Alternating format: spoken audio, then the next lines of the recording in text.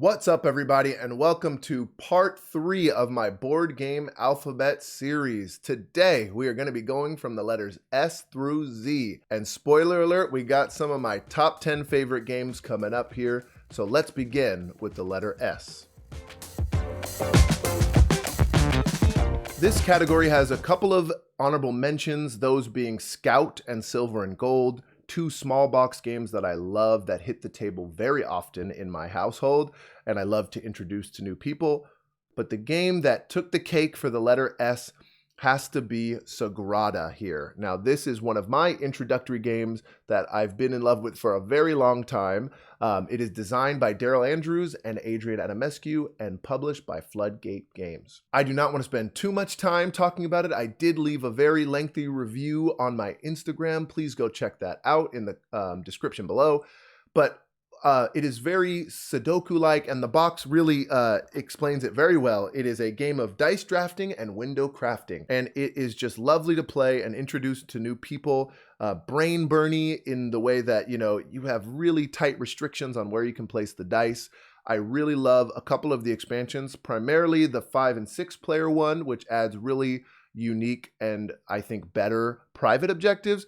And then I have right in front of me the newest expansion, Sagrada Glory, and I love this little one here that adds, a few modules, some new dice and some cards and objectives that you race to complete. It is just the game that keeps on giving, and I love playing it with people who know it and with people who don't know it. Finally, the app is beautiful and works really, really well, and I find myself in turn-based games of that often on my phone.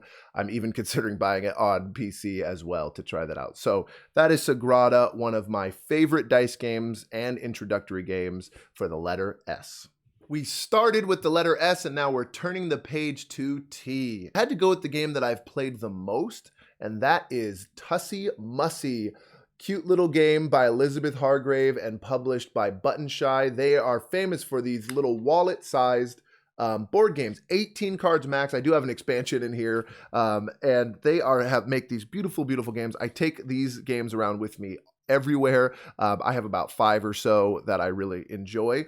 It's based on the Victorian custom of assigning meaning to flowers and giving those flowers to people. So you've got a hyacinth and a marigold and red roses and yellow roses.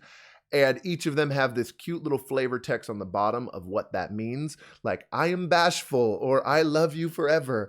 And the gameplay is really what is known as an I cut you choose mechanic. Very simple. You take 2 cards off the top of the deck, and you get to look at them both, and you choose to play one face up and offer to your opponent, and one face down. And the opponent has to choose between the face up known quantity or the face down card. They don't know what the points are or what the effect is. And so some cards have effects that offer certain points based on the color or the type, or the orientation of the card. And once everyone has 4 cards in front of them, that's the end of the game, and you score accordingly. So it is a cute game, easy to teach. The theme is beautiful, and so it won the T category triumphantly for me. Ultimately, the last few letters did not have as much competition, but we will continue with the letter U, and I have selected the Unmatched gaming system. Now, this is a gaming system with a bunch of expansions and standalones, all by Restoration Games, and it really is an arena battler with many of these legends of folklore and now even IPs such as Marvel and Buffy the Vampire Slayer and Jurassic Park, and you put them in an arena to battle, hence the name. And so some of the examples are like Sherlock and Dracula and Bigfoot and Robin Hood are really exciting characters to have in there, and it's highly asymmetric. And so everyone has a unique deck that plays very differently and typically is extremely aligned with, the lore of that character, which is also a great plus for me. My favorite thing really is the combat, though, where really you pick a card and attack an opponent, and that opponent also has to select a card, and you flip them. And so some cards are purely attack cards, some are purely defense, and some are even hybrid cards that you can use for either action, which is really awesome to me personally. And finally, there is an app on Steam that is in early access. It is actually releasing at the end of February this month in 2023. And so I'm really excited to play that. It'll start with 6 of the characters, and I really think it's a pretty good implementation. So Unmatched has been great for me. I don't think I want to buy it in person yet because it is another rabbit hole that I'd be going down, but I really want to explore more and more of the characters, either virtually or in person. Verily, we move on to the letter V here, and it virtually had no competition. The victor of the letter V, and that is Viticulture, is by Alan Stone and Jamie Stagmeyer, and is published by Stonemaier Games, hence the name of their publishing company. One of the all-time greats and one of my personal faves. I also love it because my wife loves it. She is much better at it than me. We only have the Essential Edition, but we play it often. The reason that this game has so much staying power, even though it's 10 years old, is that the theme is integrated so beautifully. You are planting, then harvesting, then making those wines, and then selling them. Worker placement, and it is my favorite one. I think it is really, truly the ideal medium weight game, and I love it dearly. It really had no competition in this category. Well, on to the letter W. And if you've been following my channel, this may be no surprise to you, and I'm even hinting at it a little with the shirt I'm wearing. W had a lot of great games, but none of them could stand up, in my opinion, to Wingspan. Now, this is by Elizabeth Hargrave, published by Stonemaier Games as well. You know, sold 2 million copies, so many of you might know all about it, and I don't want to overemphasize anything, but it is one of my all-time favorite games as well, easily in my top 3, if not top 2. Engine building, beautiful bird cards, multiple expansions. I have all 3, and it is just a game that I think I will keep coming back to over and over and over. I play it on BGA, I play it on Steam, and I personally love to play it the most in person. I have not had a chance to play the duet mode in Wingspan Asia because my wife does not love this game, but it is just beautiful. And when I was first looking into board games, it seemed like a lot of the board games were agricultural games or city builders, fantasy, which I love, but a lot of the themes kind of turned me off, and the nature theme really kind of sucked me in and really helped me get drawn even deeper into this amazing hobby. What more can you say about Wingspan? I made a post in an ode to Elizabeth Hargrave because of how much I love this game. So that is the winner for the letter W. I examined my collection and could not find any games that begin with the letter X. However, I have one that's very close, so I'm going to break my self-imposed rules and go with Exploding Kittens. It's the same sound here, so I thought that might work. It's by a trio of designers and was very famous for its Kickstarter when it had first come and made history there. They call it a kitty-powered version of Russian roulette.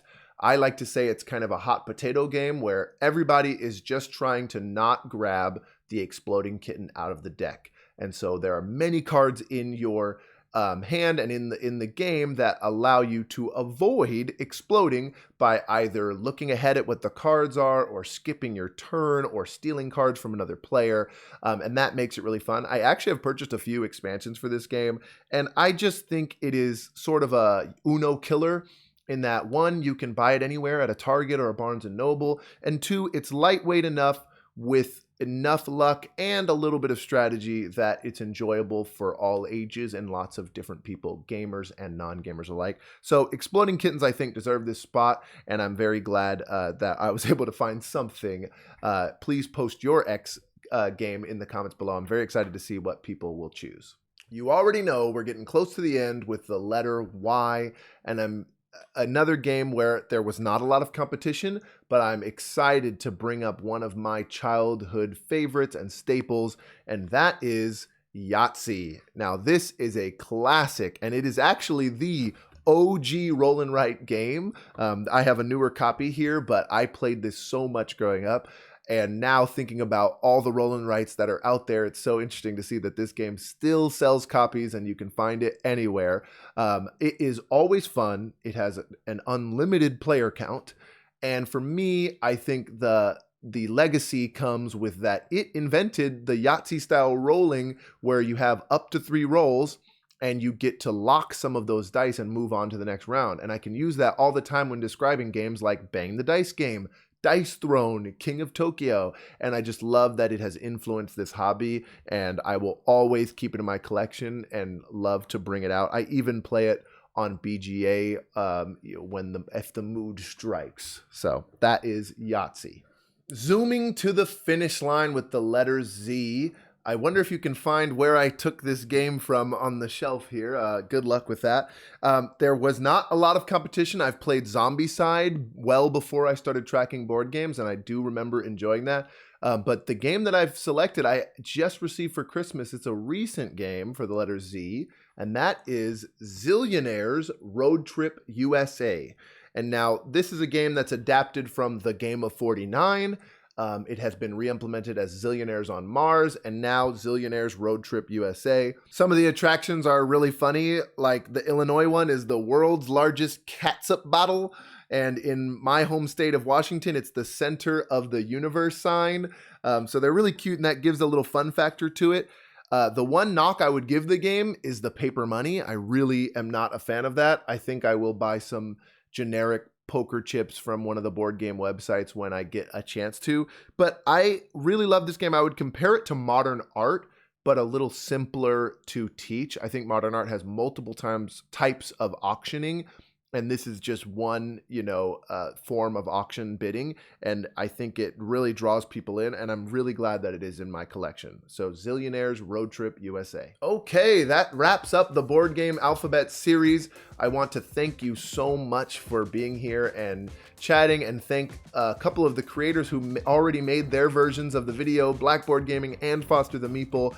I'm going to tag a few more here. I'm going to put them on screen. Thinker Themer, M is for Meeple, Brothers Murph, Jenna over at the Board Game Garden, and Aaron at Game Enthuse. I want to just put their channels below in the description and see if we can get some more people to join in on this awesome little funny idea that I had. I had a lot of fun. I hope you're having fun watching it. I have been extremely overwhelmed with the comments and the likes and all the love that people have been giving me, and shout outs and subbing. This is just my first crack at making some YouTube videos. I have so many ideas and so little time. So thank you for your patience, and I'm excited to make some more videos and hope to see you in the comments. Put your picks for S through Z down below under the pinned comment, and let's chat there. See you later.